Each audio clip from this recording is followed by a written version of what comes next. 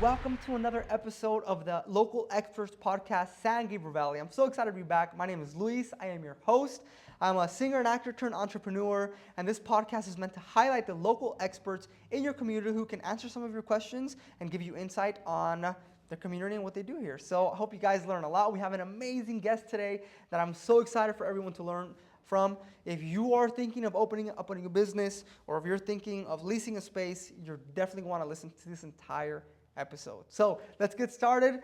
Welcome to our episode, Roxy. Welcome, and thank you for coming out. I know I already shared your name as I do with all the guests, but you want to go ahead and share with everybody your name, what you do, the name of the company that you're at, all those good things? Yes, my name is Roxy Klein, and I'm a broker at Progressive Real Estate Partners, and we specialize in retail commercial real estate, leasing, and sales. That's great. And, you know, for a lot of the people here who are listening, I know it's a little self-explanatory, but could you maybe break down a little bit more the services that you offer, what you specialize in doing? Sure. So on the leasing side, I specialize in assisting landlords and tenants lease spaces. So I could help a restaurant that's looking to lease a space. I could help a music school that's looking to lease a space. Pretty much any business that would want to lease in a shopping center, that's where I fall into play specific to commercial real estate. And on the sales end, I also get into owner-user properties. So if there's a person and they're tired of being a tenant and they want to be their own landlord, I can give you some advice on that as well. That's great. That's awesome. So before we get into all the nitty-gritty and all the details and how it looks like to work with you and so forth, I like to first share everybody's a little section about their story. So where did you grow up? Sure. I actually grew up in Glendora. And oh, nice. Yeah, graduated from Glendora High School in 1996. Nice. And didn't go too far. That's good. You know, funny enough, and I really didn't plan it this way, but the guests we've had so far have all grown up in like San Dimas, Glendora. How funny. and I had no idea because, you know, the guests live in different areas. So that's Sure. super awesome.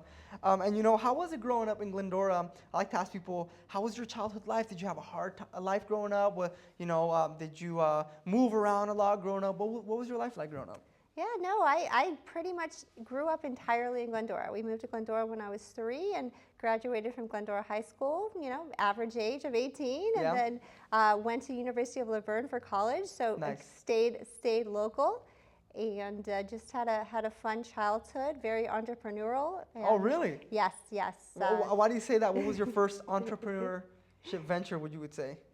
So I used to be in the candy business, and oh, really? Yeah. So I invented different candy products, and then cool. got into commercial real estate about 10 years ago.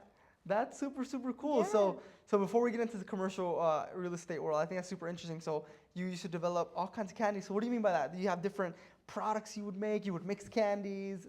It was mainly novelty candy products for kids. Okay, cool. That we sold to schools and cities for different events. That's all. And how long? When did you start that, and how long were you in that industry? So I did that for about 20 years before getting 20 into. years. Yeah. So you did. Yeah, it I'm for older a than I while. look. That's a good thing. That's a good thing. So 20 years in the novelty candy business. So take me back to when you started that, and then we're going to talk about the transition of going into the commercial real estate. So what was it that you pushed you into going into that industry, the novelty candy business? It was an idea that I came up with actually my senior year of high school, and just decided that I wanted to pursue it. The idea was to turn sand art into candy, and went with that, and had a really good career with that, and got to a point about 10 years ago where I made a transition, and I've always enjoyed real estate and businesses, and so commercial real estate was a nice next step for me. Well, that's awesome because, like you said, you had a 20-year career in that. So it shows your entrepreneurship and your drive and your hustle and so forth. So I could see how a transition to commercial real estate, which we're going to start talking about in a little bit, wouldn't be necessarily seamless, but probably your hustle and determination made it not easy, but helped a lot in the process, I'm assuming? Definitely. Yeah, I could see that. So, okay, awesome. So that started there. So what prompted actually the exit from the candy business into commercial real estate? I just did it for a really long time, and I always had well, not always, but I got my real estate license my senior year of college, And I just kept on keeping it up, and I knew that one day I would use it, and I got to a point where I decided that I wanted to start using it. Nice. And what prompted you your senior year of college to get the real estate license? A curiosity, a family member? What was it? Yeah, no, my mom always encouraged me to have a backup plan. Yeah. And that was always my backup plan. Nice. And that's super awesome. And I like how you say that you had your first career, you did it for so long, and you were ready to move on, because I feel like a lot of people think, no, I can't restart. I've been doing this forever. But you've done it, and you've been very successful at it. So it just comes to show that if you want to switch careers, as long as you have a plan, which we're going to talk about business plan and all those things right now, you could definitely do it. So that's very inspiring. Yes. To hear someone go from 20 years in an industry to another industry and be successful. So that's awesome. That's great to hear. So, okay, so you got your real estate license, your senior year of college, you did the county business, and then you're moving on, and you chose to transition. And correct me if I'm wrong, you said it was mainly just because you had done it for so long, you're ready for something new, right? Correct. So what was your first step? When you said, okay, I'm moving on to something else, what was your first step? Take me back to the grassroots of moving on. So it was kind of an interesting story, because before going into commercial real estate, I did spend about 1.5 years finding myself, because I was doing the same thing for about 20 years. I wanted to explore and figure out exactly what I wanted to do. Yeah. And one of the first things that I started to do was photograph dogs. Okay. Yeah, I know, kind of random. A little bit of everything. Yeah, really, really random. So I was so excited. I got a website, furphotos.com. I'm taking pictures of dogs and doing events. And at an event, I ran into someone who was in the commercial real estate industry, and we started talking, and she was surprised to find out that I had my broker's license. And she said, would you be interested in going into commercial real estate? And I said, yes. That's how I got my start into commercial real estate, is through dog photography. That's such a crazy, very random. I don't even know how, but when the universe has a plan, the universe has a plan. Right? Because what's the coincidence that you had your broker's license and you're doing dog photography, and then someone says, hey, do you want to come in and help me out and do some commercial real estate? And one of the things I picked up, Roxy, that every guest that we've had on so far, when I ask them to take me back to their grassroots, and people, if you've watched these episodes, you've seen me talk about it, they all start with a mentor. So you could say that person was, quote unquote, your mentor to help you get started, right? Correct. So I think it's so important, right, to find a mentor and someone who can guide you. So, okay, so dog photography, you go into commercial real estate. How was that? So did you completely stop the dog photography to go full time? How did that work? Yes. So probably my first year in commercial real estate, I continued doing photography. And then after that, I just got to a point where I knew I loved commercial real estate, and I wanted to completely focus on commercial real estate. And I knew that in order to do that, I would have to, drop anything else and just commit to commercial real estate. Yeah, focus, right? That's very good. So you start the commercial real estate. Before we get into the, not rapid fire, but the questions that people really want to hear about leasing and how it works and your tips and advice, I do like to ask everybody somewhere in the episode, you've been doing this now for 10 years, so I know you have some crazy stories. A lot of the times people see you as a professional and they don't realize that stuff you deal with sometimes, that's kind of like, how did this happen? So do you have any crazy clients? Of course, we don't need to name them or anything like that. But do you have any crazy clients, any crazy stories, things that you've been through that it's like, oh my gosh, you can't believe I went through that? Is there anything like that you would be okay with sharing? Well, every day is an adventure, of course. And I do think that it's just really important, if somebody's looking into getting into this industry, that they just be really careful and make sure that they know what they're getting into, number one. Yeah. Specific to being on a commission-based industry, it's really important to understand that if you are looking to get into commercial real estate. And then also, it's really important to be able to have the ability to ask questions. That's one thing that I find myself very fortunate that it just comes natural to me, is that ability to ask questions. Yeah. And without that ability to ask questions, I don't think anybody could be successful in commercial real estate. You really have to dig deep and ask questions that some people, may be hesitant to ask, but it's necessary to ask those questions in order to be successful. Yeah, and to be pretty straightforward, yeah. I mean, definitely you're dealing with so many people on a daily basis. So I could see where you're coming from, and definitely from that answer, I know there's probably some scenarios. But that's a very good answer, because I think people need to be aware of what they're getting into when they're working with people, right? So Exactly. yeah, that's very good. Okay, perfect. So let's start getting into the beef of this, which is all the advice that you want to share with entrepreneurs who are looking to find a commercial space for their dream, for their business, right, for their goals. So how does it look like working with you? So it really depends on where you are in your journey. And that is where I come in specific to finding that out from the beginning. If you are looking to start a business but don't understand the business that you're looking to get into, you have no idea what it's going to cost you, you have no idea what the day-to-day is like, I'm just going to be frank with you and say, look, you need to do your homework. You are wasting your time trying to find a space without knowing the answers to these questions. And that's where you just mentioned earlier, find a mentor. You know, I've known many people that in order to get started, they went to other businesses and they just said, hey, can you give me some tips and just find things out. Talk to as many people as you can.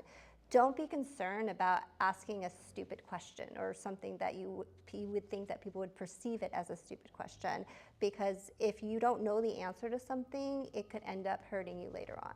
Yeah, definitely agree. And then if people want to work with you, how can, before we get into the real deep questions of commercial real estate and so forth, how can people contact you to work with you? Do you have a website? If you want to share your number, we'll post it all in the description as well. Yeah, so my cell phone's 909-576-4259. Really the best way to reach me. Feel free to call or text me anytime. Perfect, awesome. And we'll put that in all of our descriptions for the videos just in case you guys didn't catch that. Or you can rewind it and write it down or something. So awesome. So let's get to it. So what's the biggest mistake that entrepreneurs make when contacting a professional like yourself to lease a space? I would say the biggest mistake is again, not doing your homework, not understanding what landlords are looking for, and frankly, just not having your ducks in a row. You know, if you're going to lease a space, you are going to have to fill out an application. You are going to have good credit. You are going to have money in the bank. You are going to have an understanding of what your build out's going to cost, what your inventory is going to cost. If you have equipment, what that equipment is going to cost. If there's specific electrical requirements that you're going to need, what your HVAC requirements are. Every space is different, and you really do need an understanding of what you need. And you also need to have an understanding of zoning and what cities allow and what they don't allow. And if you're just, driving around calling signs and have no idea if your use is permitted, you're really wasting your time. You need to call the city, ask the city, say whatever your use is, as specific as possible. Say, is it permitted? Then if they say yes, you need to ask, is it permitted by right or if it's permitted by permit? If it's permitted by right, then you're good to go. If it's permitted by permit, then you have to really narrow down and say, okay, what type of permit is needed? What's the process for the permit? How long is it going to take? What's it going to cost for those permits? And you need to understand that information before you even start looking for a space. So I guess, how about we take this in order? So let's say I'm an entrepreneur and I have a dog salon business, just as an example, and I wanted to start looking for my space. First thing you recommend is, before I call the agent, before I do anything, call the city, give them the address. Hey, is my dog salon business allowed in that space? Yes. So if you're just starting off and you see a space that you're interested in, definitely give the planner that address. If you're just trying to get some basic information, say specifically to the planner, this is what I'm trying to do. Do you recommend certain areas that I look in? What's your advice for me in order to lease a space that wouldn't require stringent permits? So some spaces are going to have more stringent permits than others. And some tenants are, okay going through that process of a CUP. But it's really important to understand, how much it costs and how long it takes, and there's a lot to it. And a CUP is a conditional use permit, correct? Correct. So from my experiences, that's a permit where it's like the city will allow you, but you have to go through a process of paying them a certain amount so they can check. Takes about up to 6 months, and then they could still deny you after 6 months, right? Exactly. So what does a tenant do in that situation? Because do you put like a clause in the lease where it's like, hey, landlord, if they deny my conditional use permit, the lease will end, or? Yeah, so first it's really important for anybody that's looking to lease a space to understand that all leases are different. You know, if your friend tells me, hey, you know, my landlord did this for me, don't assume that your potential landlord is going to do that for you. Every single lease is different. And it's important to let whoever's helping you know that you do need a CUP for it. And then you would want to ask whoever's helping you, is the landlord going to allow me time to get that CUP? If the landlord will allow you time, then you're in a good position. If the landlord's not going to allow you time, then frankly, you probably should look for another space, because it's just, you could lose money if you sign a lease and you don't get your permits. And not just money, also that leads us into the whole personal guarantee. The majority of landlords are not going to sign a lease with a person without a personal guarantee. And I'm not an attorney, but you know, I highly recommend consulting an attorney to understand what that personal guarantee means. Yes, definitely. So then you check the space. It looks like, okay, there's a conditional use permit, but the landlord's going to give me time, or there's no conditional use permit and you have the right to open that business there.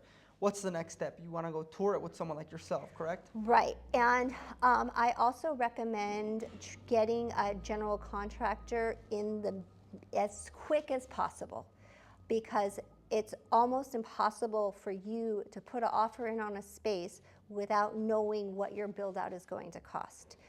And it's necessary for that general contractor to come and tell you from day one, because you could be spending time negotiating a deal, and then you find out that it's going to cost you a lot more than you thought it was going to cost you. Now that entire deal, you can't go through with it. Now, some people find a space and they don't need a build out, right? Because for the most part, I think people usually need at least a little bit of a build out, even if it's something minimal. But if you find a space and it doesn't need a build out, then I guess the negotiating terms are a little different, because let's say you find a space, you can use it, you're talking to the landlord now through somebody like you, and let's say it does need a build out. What's some things to consider when you're going to need a build out? So you brought the contractor, he told you how much it's going to cost, and then what? Yeah, so I recommend looking at like the bones of the space to see if they meet your needs. If the electrical is not there, let's say your business requires 400 amps and the space only has 100 amps and there's no possibility of upgrading it, or if you want to upgrade it, it's hundreds of thousands of dollars. Like, that's just not worth your time pursuing that space, because it doesn't meet those needs. You're going to want to also look at what's the existing HVAC. Is the HVAC that's on the roof, is it newer, is it older, is there enough tonnage to meet my needs? You're going to want to look out the layout of the premises. Am I going to have to demolish the space? Or the way that it looks, can I just move right in? So if it's just cosmetic and just painting and flooring, like, that's pretty much easy peasy. But there's not too many spaces that are just, ready to go. And we have more stuff, because there's so much more to get into right now. But as everybody listening and watching, there's so many things. That's why you need someone like yourself to guide somebody, because it's impossible for someone who doesn't do this every day to think of all these things. It's just impossible. So with that being said, we're only halfway through these questions. So let's keep going, as you guys see how important it is to have someone like Roxy. So, okay, so now, prohibited uses. What are your thoughts on that? What advice do you have for someone? Because I know we were speaking about it off camera. So what would you like to share about prohibited uses? Sure. I think it's important for people to have a general understanding of shopping centers and how some existing tenants can prohibit you from leasing. So, for example, Starbucks. There's a lot of Starbucks in shopping centers, and Starbucks has exclusive pretty much anywhere. Their exclusive varies between different shopping centers, but for the most part, I would say every Starbucks exclusive prevents another tenant from coming in to be a coffee shop. So if you are a coffee shop and you want to lease a space in a Starbucks center, it's probably not going to happen. And furthermore, a lot of Starbucks even have exclusives on tea as well. So if you're a boba shop, then you could potentially not be able to lease a space where there's a Starbucks. So you need to understand what exclusives exist, and you also need to understand prohibited uses. So a lot of the bigger box tenants, like the grocery stores out there, they'll prohibit gyms and entertainment uses and other uses that are parking intensive, because the grocery store doesn't want another use to come in and take up their parking. Now, every now and then a waiver could be gotten, but for the most part, landlords don't like to seek out waivers because it's not like they're easy to get, and most of the time the tenant that would need to grant the waiver, they're gonna get money from the landlord. So the landlord's gonna have to be out money to bring this prohibited use in. Yeah. So it's pretty complicated, and I just recommend really doing your homework to find out if there are typical prohibited uses for your type of use before moving forward with your business. And that could also be on the flip side, which was my next question about negotiating, like the letter of intent or negotiating terms, which is you could also yourself say, hey, I am a dog groomer. I don't want any other dog groomers in the shopping center. That's something you could also do, right? Yes, you could try to get exclusive. A lot of landlords don't like to give it, but it doesn't hurt to ask. Yeah. And the worst that could happen is a landlord just says, no, I'm not going to give you an exclusive. Yeah. Okay. So then let's say everything's lining up. City allows it. You're allowed to be there. Then you start negotiating, right, with the landlord. So I think what a lot of people don't realize is you're not directly negotiating with the landlord. You're going through someone like yourself, who is kind of like the middle party between both the person who's trying to lease and the landlord. Is that correct? Yes, but it's not like they're negotiating with me. They're still negotiating with the landlord. Yes, you're just the middle person who's helping communicate and clear everything up for each other. Correct. Got it. So then what kind of terms are negotiated? Like what kind of stuff do people negotiate? And I know this can be very extensive, but what would you say is the most important things that can be negotiated? Sure. Well, of course, rent. You're going to want to really understand triple net if you're going to be leasing in a center, a triple net. The majority of shopping center leases are triple net, and your rent consists of the base rent plus the triple net. And as a tenant, it's really important to understand that triple net is estimated, and it could change if one of the items inside of triple net changes. And just to give you a quick breakdown of triple net, it stands for the landlord's property taxes, the landlord's insurance, you still need your own insurance, and the common area maintenance. And all of those things get packaged together into triple net, and if any of those items change, then your triple net is going to change. So in addition to negotiating rent, you're going to negotiate term. Some landlords like to give longer leases, some landlords don't. It just really depends on the landlord and the tenant. You're going to negotiate free rent and tenant improvements. Some landlords give a tenant improvement allowance, some landlords don't. Which they call it, I think, in your world, TI, right? When I first got in, I was like, TI? What are they talking about, TI? Oh, tenant improvement, okay. Yes. It's important to also understand options and try to get an option, but also understand that the option is only to the benefit of the tenant. So a lot of landlords don't like to give options. And what would an option be for someone who doesn't know what it is? Sure. So it's basically a right to extend your lease, and it is typically set for a certain number of years. And sometimes the landlords will set the rent for the option. Other times the landlords will just set it at fair market value, so they'll give you an option, but you don't know what your rent's going to be when the time it comes to exercise the option. Yeah. And it's also really, really important, I cannot stress this enough, to never sign a lease without reading it, and never sign a lease without having an attorney review it as well. Everything you need to know is inside the lease. Yeah. And I know it's a daunting document, but I've spoken to so many tenants and they come to me, oh, Roxy, I didn't know this. I'm like, did you read your lease? And they say no, and it hurts me because it's just something, so simple. And if you have to spend a couple $1,000s for an attorney, just spend it. It's well worth it. It protects you. Yeah. So inside of leases, it'll say specifically when you need to exercise your option buy. And a lot of times people don't know that, so they might miss their option period, and then the landlord Can could say, deny you. And "Yeah, sorry, you missed your option. you gotta go, move out." So read your lease. Yeah, that's good to know. Understand your lease.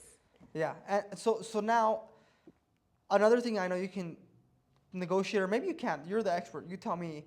Is a security deposit and the money that you have to give up front when you sign the document? Yes. So how does that work? What's the typical security deposit? How many months rent do they want in advance? What have you seen? Yeah, so typically I'll just do the funds, the total due at signing funds. And the total due at signing funds consists of the security deposit plus typically first month's rent. And it's really important to understand that the security deposit in itself is not first month's rent. In many situations, it is and can be first month's rent. I don't really like to say there's norms in commercial real estate because every deal is different, but for the most part, it is standard to have 1 month's rent be the security deposit. Typically, if it is 1 month's rent, it could be the last month's rent. Okay. But every landlord's different, and it really also depends on your credit and how much money you have. It's kind of ironic, but the less money you have, the harder it is to get a deal. If you have really strong financials, the probability of getting a tenant improvement allowance is a lot higher. Yeah. If you have really strong financials, the probability of getting your security deposit to be 1 month's rent is a lot higher. Yeah. And that's why I really recommend, get your financials in order before starting to look for a space. Which segues perfect into my next question, which is how do you make your profile look more attractive for a landlord who's sifting through maybe a few different candidates who want to rent a space? So my first suggestion is so simple, but it's to completely fill out the application. I get so many applications back, and people will just leave things blank. If something doesn't apply to you, just put NA, not applicable. Yeah. It makes the landlord know that you've read the application and that you did a thorough job filling it out. In addition to completely reading the application and following everything that's requested of you in the application, it's also really important to make sure that you demonstrate your background and experience. The majority of landlords want to lease to tenants that have leased space before. If you have not leased a space before, then you need to prove to the landlord that you know what you're doing and you have the experience in order to run your own business. So have you ever gotten calls from anyone who wants to rent a space and they don't have any of these things ready? Yes. And, I try my best to be nice and just say, start by doing a little homework, call the city, check the zoning, talk to a general contractor, find out what it's going to cost, and then call me back. Yeah, that's good advice. And I have one more question for you here, and then I want to share a link to some of your very informative blog posts about this information. Okay. But franchises. If anyone's looking to open up a business and they're going to be a franchisee, what should they be looking out for? Oh, there's so much. What would you say are the most important ones? Well, I would really recommend contacting the franchise first and find out if the territory that you're interested is even available. Because if the territory is already tied up with somebody else, you are wasting your time. Somebody else already owns that territory. And do your homework. Find out what other franchises, like how they're doing. Visit the franchises, talk to the franchise owners, and really understand what you're getting yourself into. A lot of franchises I see successful, and those are typically the ones that have a strong backing behind them. Talk to the corporate team. Find out if they have a real estate department. And I would just ask some basic questions like, do you have a letter of intent template? Do you have a landlord's work letter? The landlord's work letter is really crucial to find out what you need as your condition of premises. Now, keep in mind, even though it's called a landlord's work letter, the majority of landlords are just going to cross that out and say you're taking the space as is. But by having that information that's in the landlord's work letter specific to utility requirements, HVAC requirements, you know what you need specifically to the conditions of premises to run your business. Got it. And what I'm getting from this is, I guess, making sure you're starting, if you're going to get into franchise, making sure the franchisor is going to take care of you, right? Yes. Because a lot of times maybe what I'm getting from this is they abandon them. They kind of just say, hey, you can license this and you're on your own. It can happen, yeah. Do your homework. Yeah, that's great to hear. So then I wanted to share with everybody right now. You sent me a link which I thought was very informative. It's a link to some of Roxy's blog posts, and it's entrepreneur.com/author/Roxanne-Klein. We're going to post it in our link description and wherever we can so you guys find it. And she has some blog posts on real estate there, if you scroll through the page, that talk about a lot of the things we just talked about. So if you wanted to review, but you're more of a reader, check out her blog posts. Do you have your contact information there on your blog post as well? So in case they read and they want to reach out to you? Yes. Okay, great. So make sure you guys check that out because it's some great information. So is there anything else before we move on to the next section, Roxy? Because I want to get to the rapid fire business tips for any people who are looking to get into this industry. She's got some advice for you guys. Before we get into that, anything else that you want to share with people about suggestions, tips about leasing commercial space? Let's see. Well, we talked about talking to the city, doing your homework, finding out zoning, getting your financials in a row, getting your business plan together, getting pictures, resume, references, good credits, experience, build out costs, talking to a GC, attorney reviewing the lease, you reading the lease. Common negotiating. We talked about common negotiating terms as well. Yes. Franchises stuff to look out for. I think we covered. I think so too. But as you guys, I'm going to repeat this. It's so important to have a professional like Roxy because there's too many things. For someone who doesn't do this every day, I repeat, it's too much. So having someone to guide them will be awesome. So once again, before we move on to the next section, make sure you guys check out those blog posts at entrepreneur.com/author/Roxanne-Klein. We're going to put that link. You guys can contact her if you guys have any questions. All right, Roxy, ready for the next section? Yes. Rapid fire business tips. Okay, for anyone looking to get into the commercial real estate world, this section is for you guys. So here it goes. My first question I have, when is the best time to get into this industry? Is there a season during the year that you recommend, or is it just year-round, get in and go for it? Oh, wow. That is a really good question. I would not think that there's any specific time. And in general, I wouldn't let timing stop me to do anything. So no time. Just if you want to do it, start studying up. Okay, and what would you say is the startup cost to get into your industry, like educational-wise, time-wise? How much does it cost, quote unquote? In regards to getting your license, it's extremely minimal.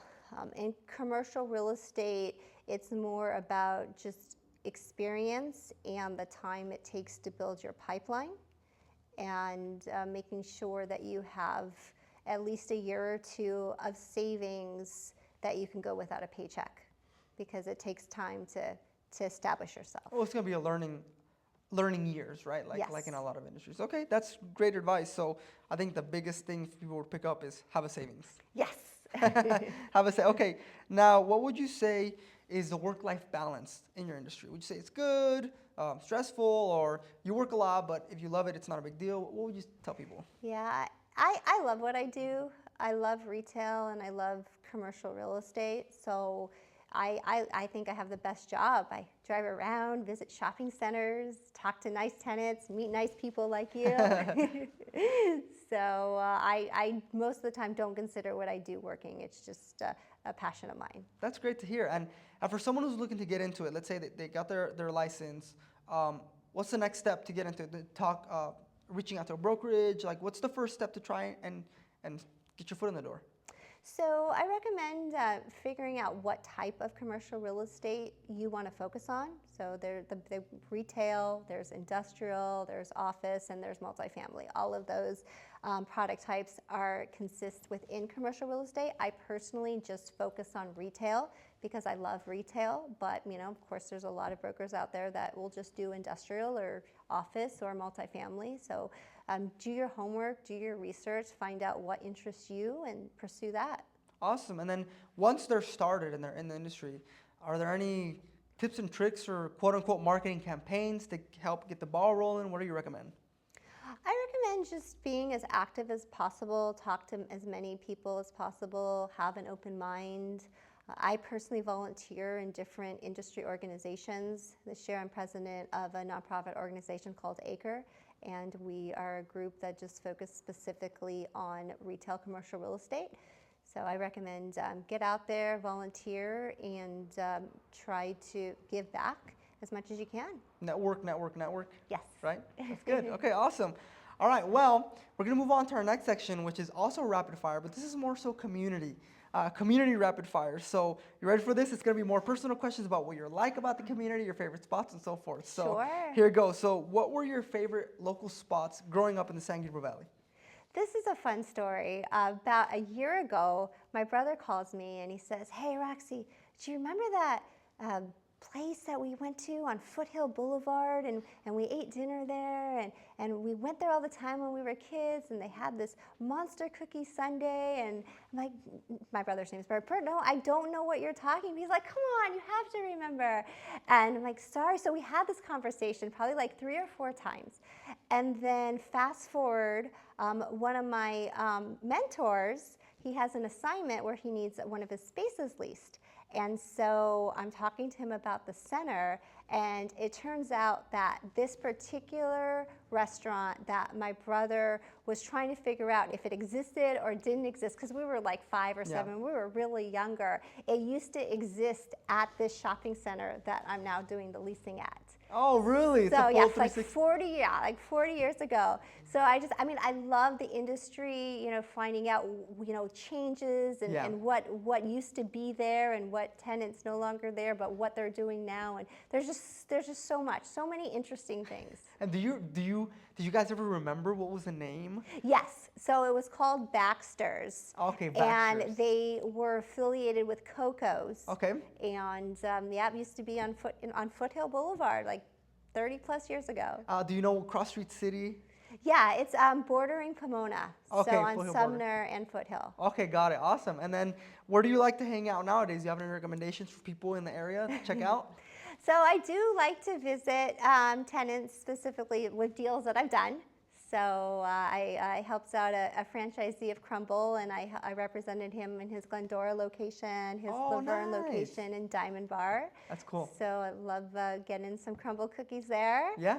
And also represented a franchisee of Capriotti's for their Eastvale location, and they just opened up in Ontario. Very nice. And that restaurant is within walking distance to my office. So it's pretty cool just to be able to walk to one of my clients' restaurants. Yeah, it worked out. And then, I'm always curious to hear the answers for the next 2 questions. What would you say is your favorite freeway in the San Gabriel Valley? You drive a lot, so your opinion is valid. My favorite freeway.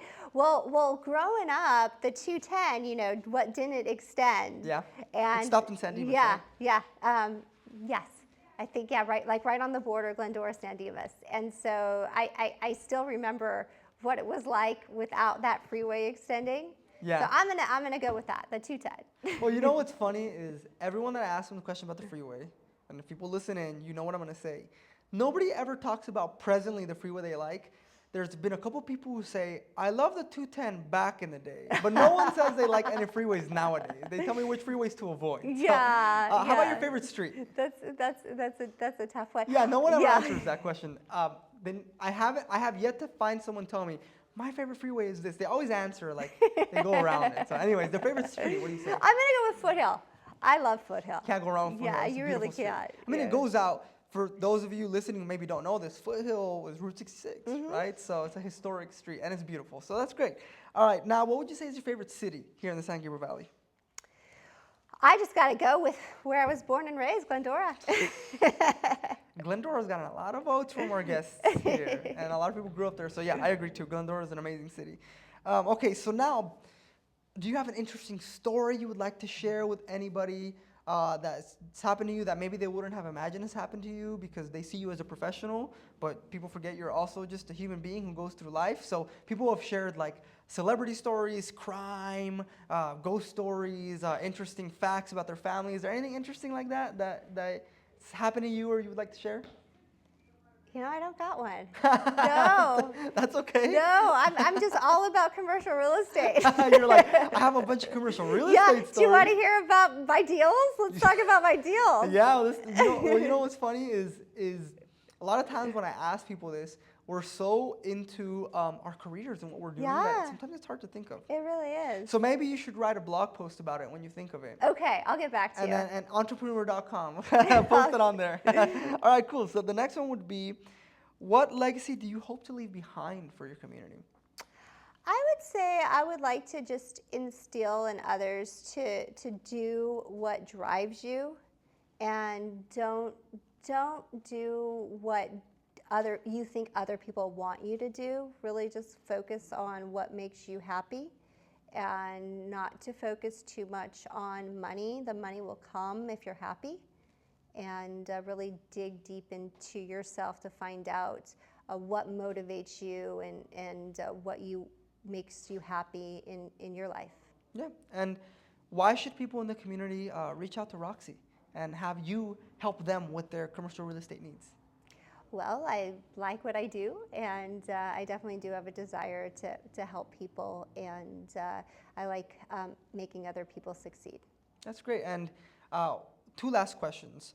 The first one would be, if you could repeat again where people could find you. If you listen to this episode, you're like, okay, Roxy is the perfect person. I need Roxy to help me. Where can they contact you? Sure. So my cell phone is 909-576-4259. Awesome.